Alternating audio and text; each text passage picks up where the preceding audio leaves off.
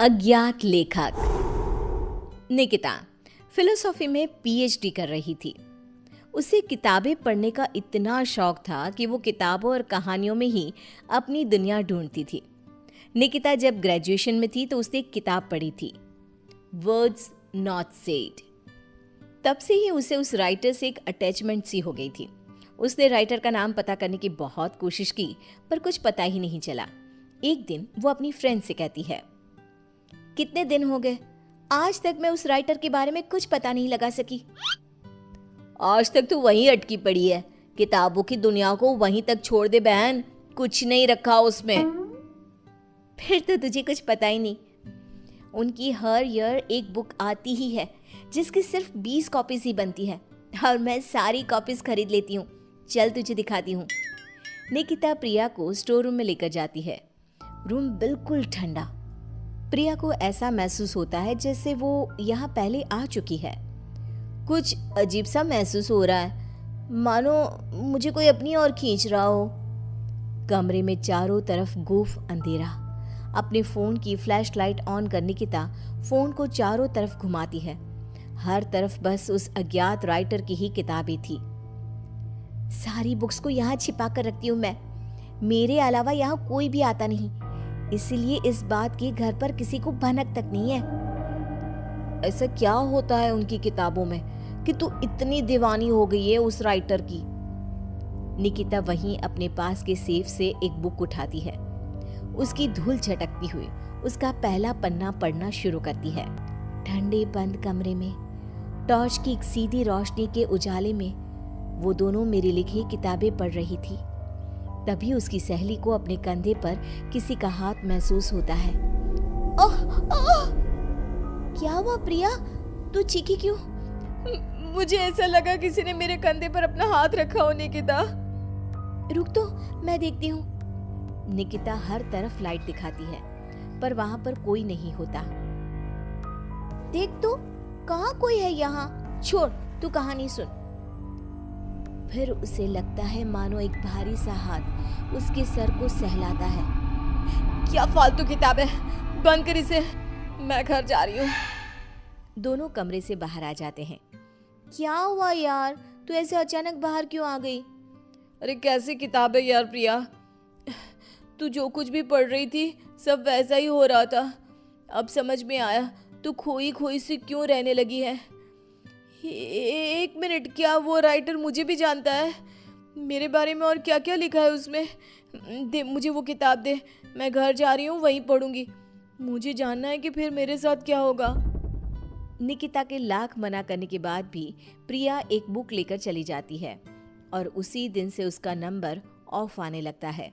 अगली सुबह निकिता को अपने घर के गेट पर ही वही बुक एक एनवलप में रैप्ड मिलता है। एक हफ्ते तक प्रिया की कोई खबर नहीं मिलती। निकिता किताब का पन्ना पलटती है जहां प्रिया के गायब होने के बाद टू बी कंटिन्यूड लिखा था। अब मैं नेक्स्ट पार्ट का वेट नहीं कर सकती। प्रिया मेरे कारण ही गुमशुदा हुई है, पर मैं क्या करूं? निकिता एनवलप में आए बुक को खोलती है जिसमें एक एड्रेस होता है, एक ऐसी जगह जिसका नाम गूगल पर भी मौजूद नहीं था। पर निकिता बस पकड़कर निकल पड़ती है। पालन खेत। ये तो वही जगह है। मंजिल ने राही को ढूंढ ही लिया। निकिता जैसे ही बस से उतरती है, बस गायब हो जाती है। लगता है ये बस मुझे यहाँ लाने के लिए ही आई थी। निकिता रोड से जंगल की ओर बढ़ती है। अंदर चलते हुए उसे एक खंडर दिखता है जिसके अंदर वो जाती है। अंदर उसे एक लड़का डायरी लिखते हुए दिखता है। अरे आ गई आप, आइए। आप ही है वो राइटर? मुझे बताइए कहाँ है प्रिया? वहां देखो। निकिता देखती है कि दीवार पर प्रिया की तस्वीर लगी हुई है जिस पर हार चढ़ा हुआ है। प्रिया की फोटो के साथ वहां कई और लोगों की तस्वीरें भी थी। ये सब क्या है? मेरी कलम श्रापित है, मैं ना भी चाहूं तो भी ये चलेगी। जिस किसी का जिक्र ये करती है उसे मार कर ही दम लेती है। ये सिलसिला शुरू हुआ था जब मैं 16 साल का था। एक नदी के किनारे मुझे ये पेन मिली। मैं इसे अपने कबर्ड में रख कर भूल गया। फिर एक दिन अचानक कबर्ड से लाल रोशनी आई मैंने उसे खोला तो पेन चमक रही थी और इसने लिखी मौत की दास्तां। मेरा सब कुछ इसने छीन लिया, सब कुछ। मैंने उसे खत्म करना चाहा, पर नाकाम रहा। मैं सब कुछ छोड़कर जंगल में रहने लगा, पर यह तब भी नहीं रुकी। तो इसे रोकेगा कौन? तुम नहीं मरी। बाकी जिस किसी का भी इसने जिक्र किया, उसको इसने निगल लिया। तुमने मेरी सारी बुक्स पढ़ी, उसे संभाल के रखा, पर तुम्हें कुछ नहीं हुआ। तुम ही वो मसीहा हो निकिता। मुझे बचा लो और इस खेल को रोक दो निकिता। निकिता पेन उठाती है।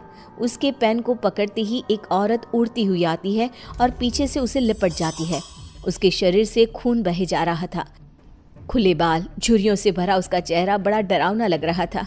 मेरी गोद में बैठो निकिता, आओ ना। नहीं, बहकना मत निकिता। यही है पेन की मालकिन, रूहें खाती है ये। इसकी बात मत सुनो निकिता। लिखो निकिता, फिर वो लड़की खुद को मार देती है। निकिता पेन उठाती है और लिखती है। करण उछलकर दूर गिर जाता है। आंधी तूफान चलने लग जाते हैं। दीवार पर टंगी सभी तस्वीर नीचे गिर जाती हैं। जिस चेयर पर बैठकर निकिता लिख रही थी वो उड़कर दीवार से टकरा जाती है। मैं जिंदा हूँ? निकिता, तुमने ऐसा क्या लिखा था? और कालिंदी की आत्मा पेन के साथ ही खत्म हो गई। ये लिखकर मैंने पेन की नींव तोड़ दी थी। दोनों उस हवेली से बाहर आ जाते हैं और हवेली गायब हो जाती है।